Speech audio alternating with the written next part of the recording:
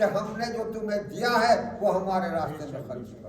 اگر یہ سب خدا کا ہے تو اس کے راستے میں خرچ کرنے میں دل تنگی نہیں ہونی چاہیے۔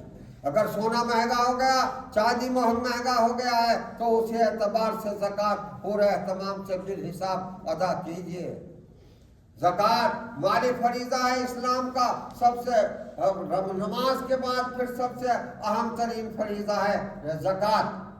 جناب رسول اللہ صلی اللہ علیہ وسلم نے ارشاد فرمایا وَمَن لَّمْ يُزَكِّ فَلَا صَلَاةَ لَهُ، اگر کوئی شخص نماز پڑھتا ہے اور زکوٰۃ نہیں دیتا تو نبی پاک صلی اللہ علیہ وسلم کا فرمان ہے کہ اس کی نماز بھی قبول نہیں کی جائے گی۔ اس لیے کہ تمام لوگ اگرچہ سونا مہنگا، چاندی مہنگا، لیکن بالحساب زکوٰۃ ادا کریں۔ زکوٰۃ ادا کرنے سے آپ کا مال کم نہیں ہوگا۔ جناب رسول اللہ صلی اللہ علیہ وسلم سچے، آپ کا فرمان سچا کہ زکوٰۃ دینے سے مال کم نہیں ہوتا بلکہ اللہ تعالیٰ اس میں بہت بڑھوتری فرماتا ہے۔ من ذا الذی یقرض اللہ قرضا حسنا فیضاعفہ لہ اضعافا کثیرا قرآن پڑھو اور ترجمہ پڑھو کہ اللہ فرماتا ہے جو ہمیں قرض دیتے ہیں، یعنی اللہ تعالیٰ اسے قرض قرار دے رہا ہے جو آپ اللہ کے راستے میں خرچ کر رہے ہیں، ایسا قرار دے رہے ہیں کہ جیسے میرے بندوں نے مجھے قرض دیا ہے۔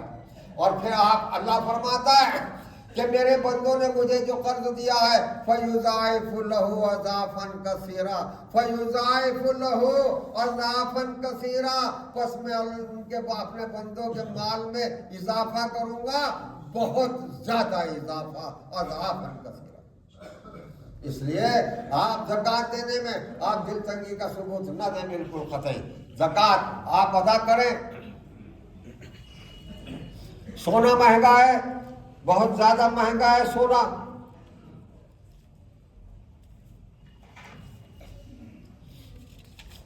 اگر آپ کے پاس گولڈ ہے اور وہ ڈلی کی شکل میں یا بسکٹ کی شکل میں 24 کیرٹ آپ کے پاس ہے تو 1,56,000 روپے تولہ کے اعتبار سے زکوٰۃ نکلے گی۔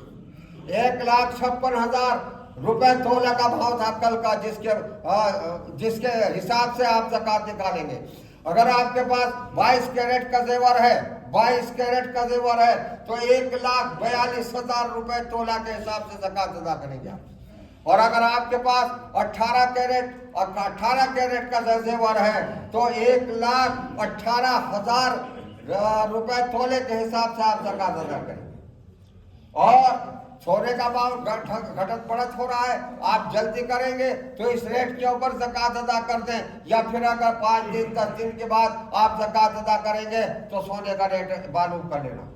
اس وقت تو سونے کا ریٹ جو بھاؤ ہوگا بازار میں بھاؤ ہوگا، گھٹے گا تو گھٹ کر، اور اگر بڑھے گا تو بڑھا کر آپ زکوٰۃ ادا کریں گے۔ چاندی کا ریٹ بہت بڑھ گیا ہے، چاندی کا ریٹ بڑھ گیا بہت۔ چاندی کے زیور اگر آپ کے پاس ہے تو اس کی زکوٰۃ 1,800 روپے تولے کے اعتبار سے نکالیں گے۔ اگر آپ کے چاندی کا زیور ہے تو 1,800 روپے تولہ کے اعتبار سے زکوٰۃ نکالیں گے۔ چاندی کے زیور کا 1,800 روپے، اور آپ کے پیسے کا نصاب زکوٰۃ 90,000 روپے۔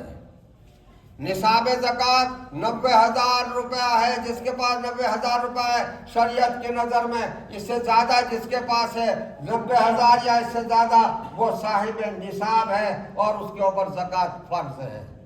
وہ صاحب نصاب ہے، نصاب زکوٰۃ جو ہے وہ 90,000 روپیہ ہے۔ لہذا زکوٰۃ ادا کرنے میں کسی طرح کی سستی اور کاہلی نہ کی جائے۔ یا پھر عرض کر رہا ہوں کہ اگر زکوٰۃ ادا کرنے میں آپ نے دن آگے بڑھا دیے، 10 دن 15 دن بڑھا دیے، سونے کا آپ کو معلوم ہے کہ رات دن ریٹ بڑھ رہے ہیں، دن بہ دن بڑھ رہے ہیں، گھٹ بھی جاتے ہیں۔ لہذا جب آپ زکوٰۃ ادا کریں تو اس وقت میں سونے کا ریٹ معلوم کر لے، اور سونے کا ریٹ معلوم کرنے کے بعد پھر اسی حساب سے آپ زکوٰۃ ادا کریں معلومات کرنے کے بعد، تاکہ زکوٰۃ سے آپ سبکدوش ہو جائیں۔ تمام مال کی بالحساب زکوٰۃ نکالیں گے آپ، سونے کی زیور، چاندی کا زیور، سونے کا زیور اور مال تجارت۔ مال تجارت میں آپ کے جتنا مال تجارت ہے سب کے اوپر زکوٰۃ ہے، اس سب پر زکوٰۃ نکالنا آپ پر فرض ہے۔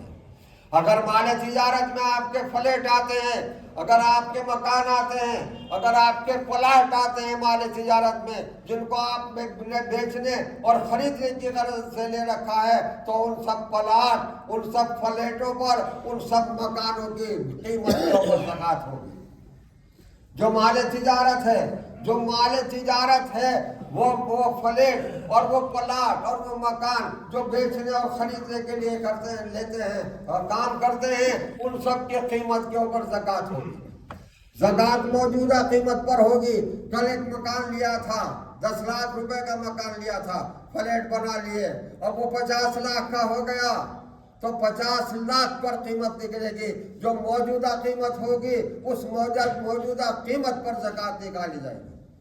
کل آپ نے کوئی مال تجارت خریدا تھا، سستا تھا، بہت سستا لیا آپ نے، 10 لاکھ روپے کا مال لے لیا، آج اس کی قیمت رمضان آ گیا بڑھ گئی، قیمت اس کی بڑھ گئی اور وہ 50 لاکھ کا ہو گیا، تو زکات 50 لاکھ پر نکالی جائے گی۔ آج موجودہ جو قیمت ہوگی اس قیمت کے اوپر زکات نکالی جائے گی۔ مال تجارت اور بزنس کے مین کرنے والوں کے لیے مسئلہ یہ ہے کہ پہلے رمضان میں اس مال تجارت کی جتنی زکات نکالی ہے نکال دی، اس رمضان سے اس رمضان تک جو کچھ آج اس کے پاس ہے اس سب کی زکات دی جائے گی۔ سال کے درمیان میں گھٹت بڑھت کا اعتبار نہیں ہوگا۔ رمضان سے پہلے گھٹت بڑھت کا اعتبار نہیں ہوگا۔ جو آج اس کے پاس ہوگا مال تجارت، اس کل کے اوپر زکات نکالنا فرض ہوگا۔ اگر رمضان سے پہلے کسی کے پاس مال تجارت آ گیا، 10 لاکھ روپے کا مال تجارت آ گیا، اس کی بھی زکات نکالی جائے گی۔ اگر کسی نے مال تجارت بیچ دیا، خرچ ہو گیا اور رمضان سے 2 دن پہلے وہ اس کے پاس نہیں رہا، خرچ ہو گیا، تو اس کی گھٹا دی جائے گی۔ رمضان سے رمضان تک کے درمیان گھٹت بڑھت کا اعتبار نہیں ہوگا۔ اس رمضان میں جتنی پوری زکات نکالی تھی، آج اس رمضان میں اس پورے کی حساب لگا کر کے زکات دی جائے گی۔ درمیان سال میں گھٹت بڑھت کا کوئی اعتبار نہیں ہوگا۔ اللہ تعالی ہمیں عمل کی توفیق عطا فرمائے اور تمام مسلمانان عالم کو، مردوں کو، عورتوں کو، بڑوں کو، چھوٹوں کو، اللہ سب کو روزے کی توفیق عطا فرمائے جو روزہ رکھنے کے قابل ہیں۔ اللہ یہ کہ وہ جو رکھنے کے قابل نہیں ہے اللہ نے ان کو درگزر کر دیا ہے، جیسا کہ خود قرآن میں فرمایا وَإِن كُنتُم مَرْضَىٰ أَوْ عَلَىٰ سَفَرٍ فَعِدَّةٌ مِّنْ أَيَّامٍ أُخَرَ، اگر تم بیمار ہو تو تم روزہ نہ رکھو، جب صحت یاب ہو جاؤ گے جب رکھ لینا۔ اللہ تعالیٰ ہم سب کو عمل کی توفیق عطا فرمائے۔